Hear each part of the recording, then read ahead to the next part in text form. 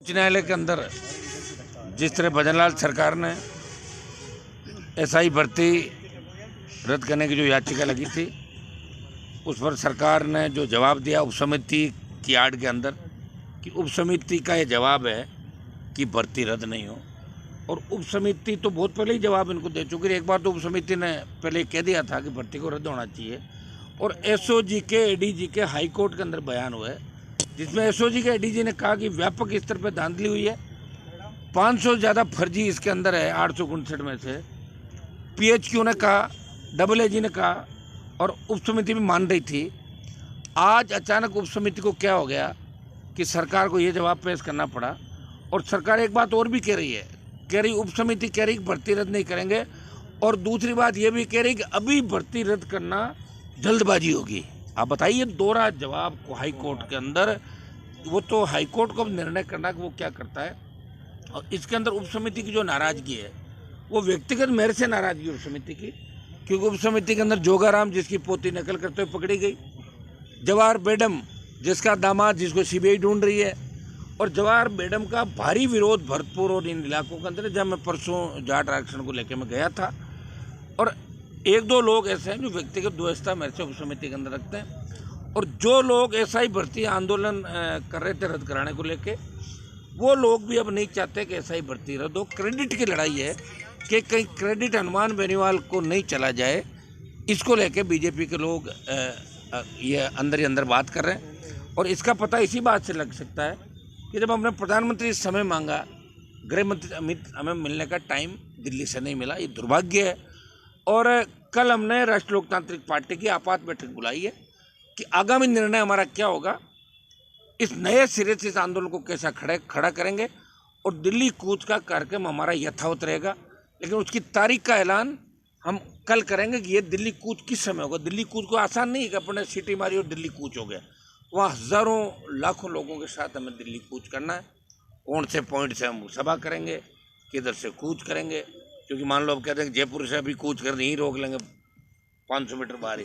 तो दिल्ली कूच बड़े प्लानिंग से किन किन तरीके से होगा, कौन कौन से मुद्दे होंगे, इनको लेकर हम करेंगे। निश्चित रूप से भारतीय जनता पार्टी के बड़े नेता, मैं तो कहूँगा कि कई जातियों का जिनका सिलेक्शन ज़्यादा हुआ है यहाँ पे, उन नेताओं ने इसको जातीय आधार पर बना लिया।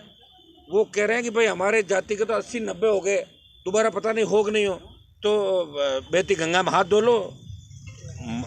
कई आपके जो लोग हैं बीजेपी के, उन्होंने, मुझे लग रहा है कि एसआई के जो अभ्यर्थी है, इनसे मोटी रकम भी, जो ट्रेनी है, इनसे मोटी रकम भी भारतीय जनता पार्टी के नेताओं ने ले ली। नहीं तो थूक के चाटा बीजेपी ने। इन्होंने ही कहा चुनाव से पहले कि एसआई भर्ती रद्द करेंगे, आरपीएस का पुनर्गठन करेंगे। प्रधानमंत्री मोदी जी ने कहा, अमित शाह ने कहा और तमाम नेताओं ने कहा।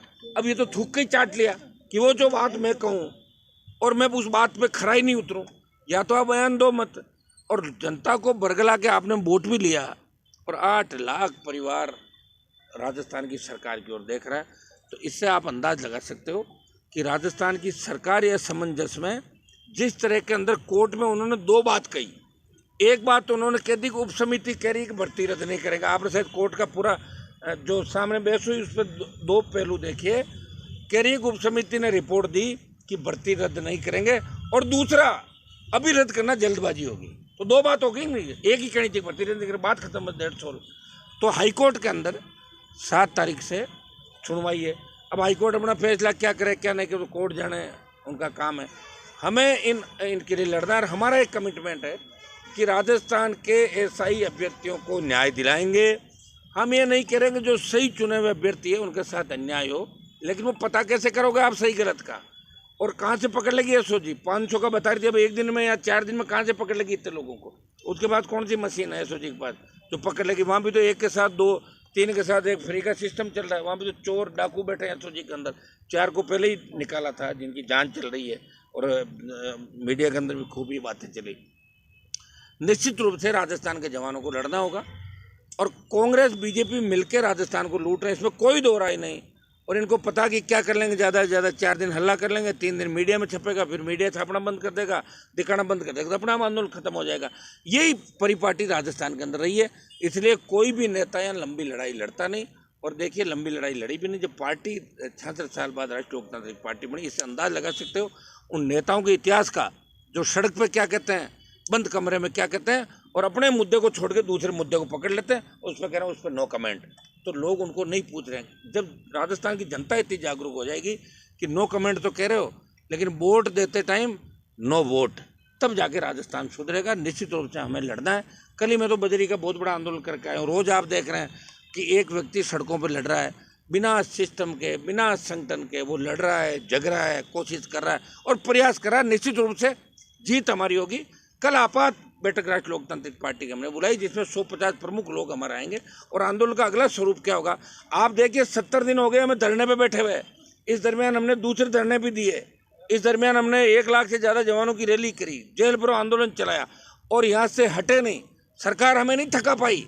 हम राजस्थान की सरकार को थका देंगे और भजनलाल की विदाई भी करा देंगे अगर ठीक ढंग से काम नहीं किया। सरकार की मंशा तो क्लियर होगी आज की सुनवाई में। तो सुनिए मेरी बात, सरकार की मंशा है क्या, पहले तो आप समझो सरकार को कि भजनलाल जी, एक कोई किस्सा एक व्यक्ति बता रहा था कि भजनलाल जी ने बोला कि यहाँ सड़क बना दो, तो मुख्यमंत्री अगर बोलता है तो इसका मतलब आधे घंटे बाद आदेश आ जाता है, 3 दिन में काम चालू हो जाता है।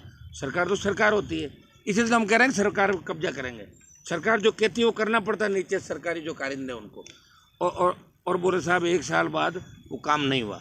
ऐसे तो हज़ारों उदाहरण है। भजनलाल जी का एक ही काम ठीक है, वो लोगों से मिल लेते हैं, खिला देते, पिला देते हैं और खुद भी उनके साथ खाना खा लेते हैं, नाश्ता कर लेते हैं और हंसते थे। लोगों को लगता है भजनलाल बेचारा सीधा आदमी लोग कहते हैं। तो सीधा आदमी भजनलाल लोगों ने आसपास की जो चंडाल चौकड़ी या आपका जोगाराम, बेडम, ऐसे 1 दर्जन मंत्री ऐसे हैं जो नौसिखिए उन्होंने अपनी ज़िंदगी में नहीं सोचा। बेडम ने कभी थोड़ा ही सोचा कि पहली बार एमएलए बढ़ के गृह राज्य मंत्री बन जाऊंगा मैं। हाँ, फाइल उसके बाद नहीं जाती होगी, ये निश्चित रूप से राज्य मंत्री पर कोई फाइल नहीं जाती।